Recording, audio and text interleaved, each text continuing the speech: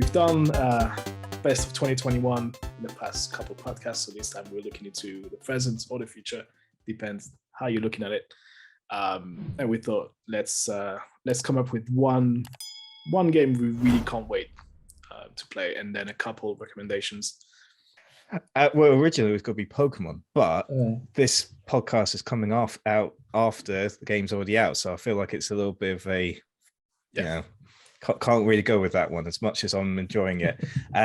So my second, what would have been my second most anticipated game is Sonic Frontiers, which got announced late last year at the Game Awards, which first Sonic game since 2017.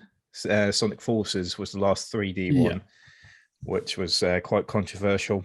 Like most 3D Sonic games, they're always hit and miss.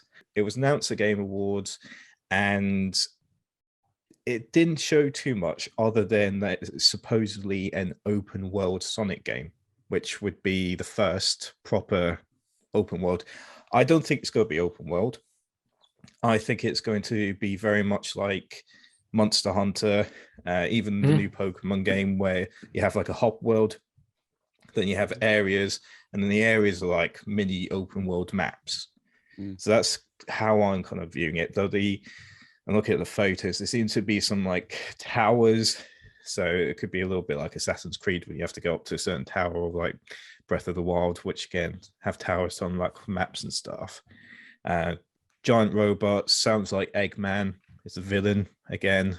There's a mysterious voice asking for help, which apparently I think it was the Italian trailer. They named it Rose.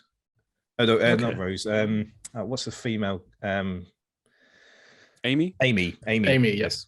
Amy. Yeah. So apparently it's Amy from, I think it was like the Italian trailer or something like that. Okay. Having the subtitles on.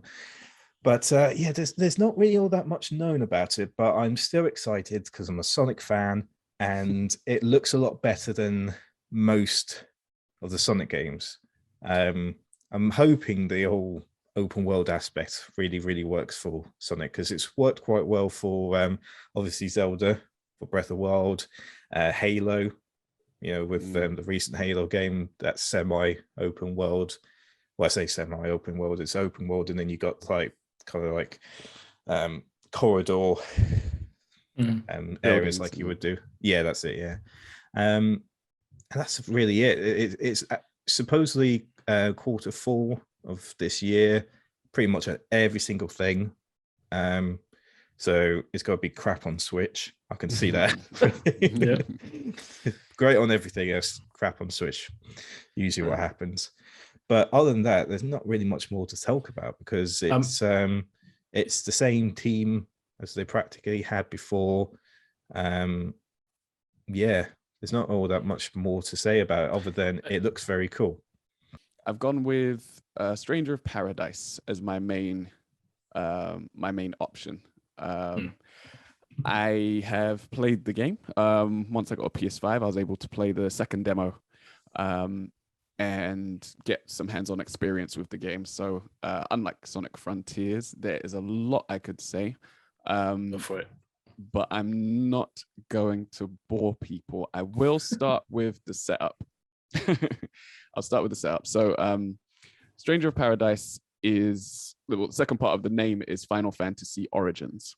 So what's happened is Square have gone with an idea of using their properties in other types of games rather than the traditional RPG or action RPG that they make every few years. They've given what are they called? Team Ninja the rights to make this game.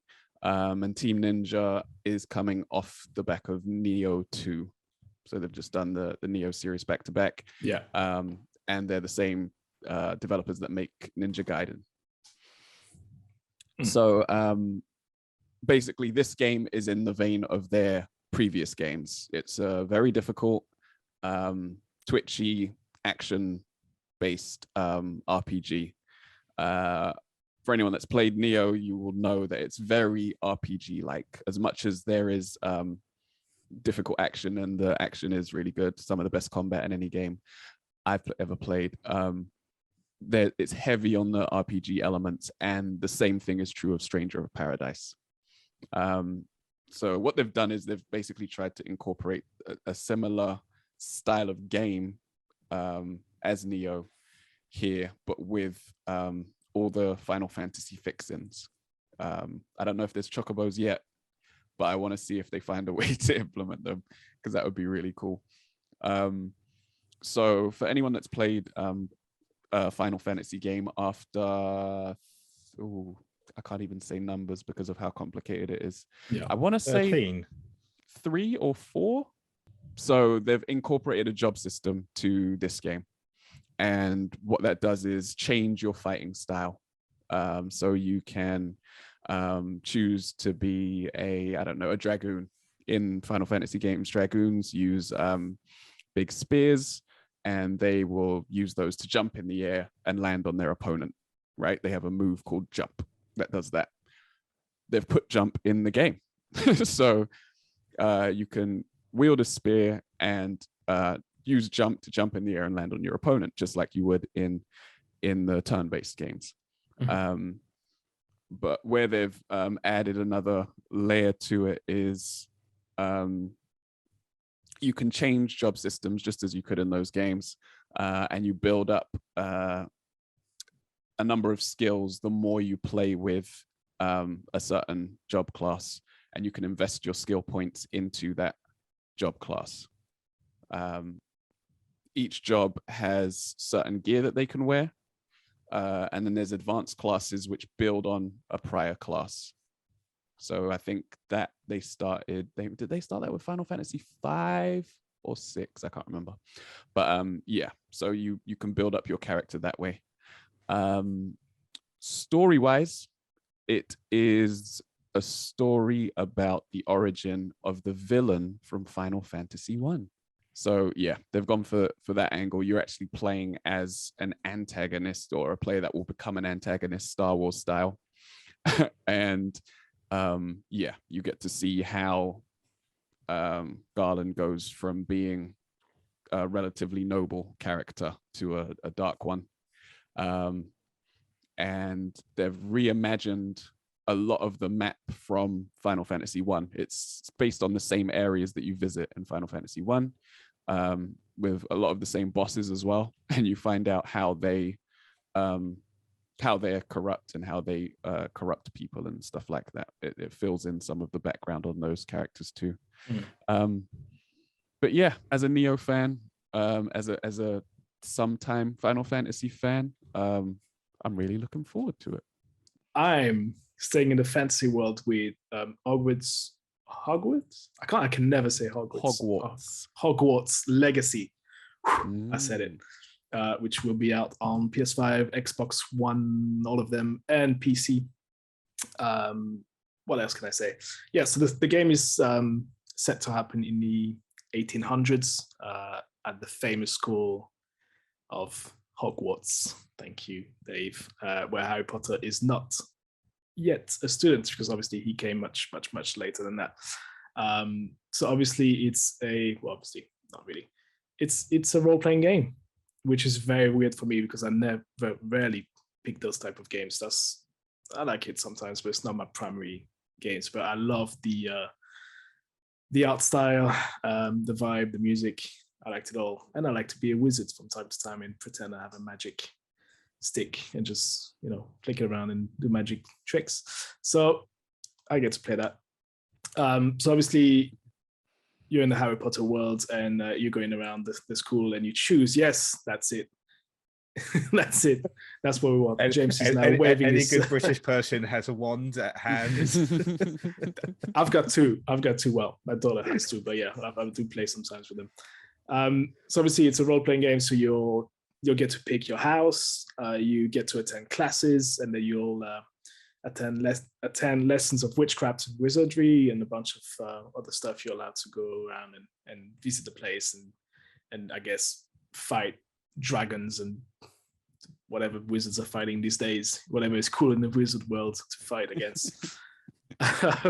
So obviously everything is customizable. So you create your own character, you can change the voice, the outfit, the gender, everything about them can be changed, and you create your own little characters. So again, that's something very cool. You're not sticking with Harry or any of the main characters. They could have gone with another Harry Potter games, but they went, we're going before that.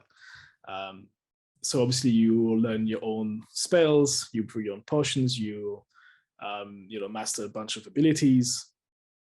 And the one thing I like is, if you've played Fable on the Xbox, there's a morality system in it. So you can go good or you can go bad. You can be a complete douchebag of the wizard world, or you can be the Harry Potter times 100 and be an absolute saint. So that's about it. That's as much, I think, as we know from the trailer. So there's not really much. I think the trailer came out back in, 2020. I think there was the game. There was the PlayStation event. I think it got leaked. Oh, it got leaked first. Yes. Yeah, yes, it got yes. majorly leaked beforehand. Yes, you're right. And then obviously it was meant to be out in 2021, but got pushed back to 2022. So the rumor is that it's coming out around Christmas 2022, but the developer, which is Avalanche Software. Yep. What you got? Don't tell me it's been pushed back. Hot on the press. Yeah. Good old Google on comicbook.com an hour ago. Supposedly September. September. Okay, cool. Well, they did say, they did say it could be Q3 or Q4 of 2022.